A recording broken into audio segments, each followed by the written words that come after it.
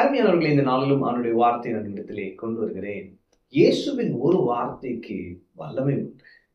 இன்னைக்கு நம்ம நினைக்கிறோம் சூழ்நிலை மாறணும்னா அப்படியே ஆண்டவர் அப்படியே சண்டை போட்டு இல்ல கர்த்தர் யுத்தம் பண்றாருன்னு அவர் எதிரிகளை அடித்து, ஆனா அவருடைய மூவே வித்தியாசமா இருப்பாங்க. தேவன் கிரியை செய்கிற விதம் வித்தியாசமா இருக்கிறது. அதனால அவர் சொல்றாரு, என் வழிகள் உன் வழிகள் அல்ல அப்படின்னு சொன்னார். அப்ப தேவன் ஒரு காரியத்தை அணுகுவதற்கும் நாம் ஒரு காரியத்தை அணுகுவதற்கும் வித்தியாசம் உண்டு. லூக்கா 7:1-10 வரைக்கும் பாத்தீங்கன்னா, நூற்றுக்கு அதிபதி அவனுடைய பிரியமான வேலைக்காக இயேசு இடத்திலே வருகிறான். அவன் இன்னும் பாத்தீங்கன்னா அவன் டைரக்டா வராம ஆள் அனுப்பிச்சு விடுறான். அப்ப மூப்பரை அவரிடத்துல அனுப்புகிறான்.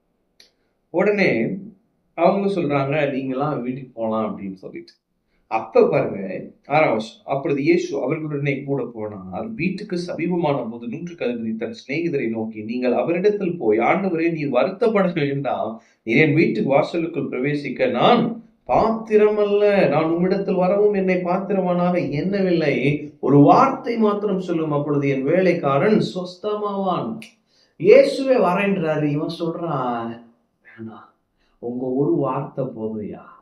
ஏன்னா உங்க வார்த்தையின் வல்லமை எனக்கு நல்லா தெரியுது. ஏன்னா நான் 100 பேருக்கு அதிபதியா இருக்கிறதுனால என் வார்த்தையின் வல்லமை எனக்கு தெரியுது. நான் ஒருத்தனை போனா 100 பேர் இருக்கான் பாருங்க, அவன் போறான். இன்னொருத்தனை வானா அவன் உடனே வர்றான். இதை செய்யினா என்ன செய்யறான், அவன் செய்யறான். சோ நான் அதிகாரம் உடையவனா இருந்து என் அதிகாரத்தின் வார்த்தைக்கான வல்லமை எவ்வளவு பெருசுன்றது எனக்கு தெரியுது. எனக்கே அப்படின்னா உங்களுக்கு ரொம்ப அதிகம்ன்றான். அப்ப இன்னைக்கு நம்ம வார்த்தையின் வல்லமை ரொம்ப முக்கியம். அதே நேரம் இயேசுவின் வார்த்தைக்கு வல்லமை உண்டு. அதை நம்ம புரிஞ்சுக்கணுன்றது ரொம்ப ரொம்ப ரொம்ப முக்கியம் பாருங்க.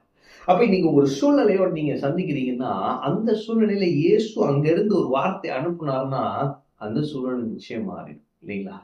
அப்ப ஒரு வார்த்தை மாத்திரம் சொல்லும். அப்ப இன்னைக்கு நம்ம பிரச்சனை மாறுறதுக்கு தேவையானது என்னன்னா அவருடைய வார்த்தை. நம்முடைய கடன் தீரணும்னா நமக்கு தேவை என்னன்னா பணம் இல்லை, பிரதானமா என்ன தேவை, அவருடைய வார்த்தை. ஏன்னா அவருடைய வார்த்தை பணத்தை கொண்டு வரும், அவருடைய வார்த்தை சுகத்தை கொண்டு வரும், அவருடைய வார்த்தை அற்புதத்தை கொண்டு வரும், அவருடைய வார்த்தை ஜனங்களுடைய இருதயத்தை மாற்றும், அவருடைய வார்த்தை மனமாற்றத்தை கொண்டு வரும், குணமாற்றத்தை கொண்டு வரும். எனவே இன்னைக்கு நான் உங்களை பார்த்து சொல்றேன், ஆண்டவர்கிட்ட நீங்க கேட்கறது என்னன்னா உங்க வார்த்தையை அனுப்புங்க, எனக்கு உங்க வார்த்தை வேணும், அதை மட்டும் கேளுங்க. தம்முடைய வசனத்தை அனுப்பி அவர்களை குணமாக்கி எழுதியிருக்கிறது. இன்னும் தமது வார்த்தையை உங்களுக்கு நேராக அனுப்பி உங்களுக்கு அற்புதத்தை செய்வார். அப்ப உடனே இயேசு அந்த விசுவாசத்தை பார்த்து ஆச்சரியப்பட்டு அதுக்கப்புறம் அவனுக்கு போன்னு சொல்லிட்டாரு பாருங்க. அதுக்கப்புறம் 10ஆம் வசனம் பாருங்க, அனுப்பப்பட்டவர்கள் வீட்டுக்கு திரும்பி வந்து வியாதியாய் கிடந்த வேலைக்காரன் சுகமடைந்திருக்கிறதை கண்டார்கள். அப்ப அவர் வார்த்தைக்கான வல்லமை உடனே வெளிப்பட்டது. இன்னைக்கு நான் சொல்றேன், அவருடைய வார்த்தை உங்கள் சூழ்நிலைக்கு நேராக அனுப்பப்பட்டிருக்கிறது.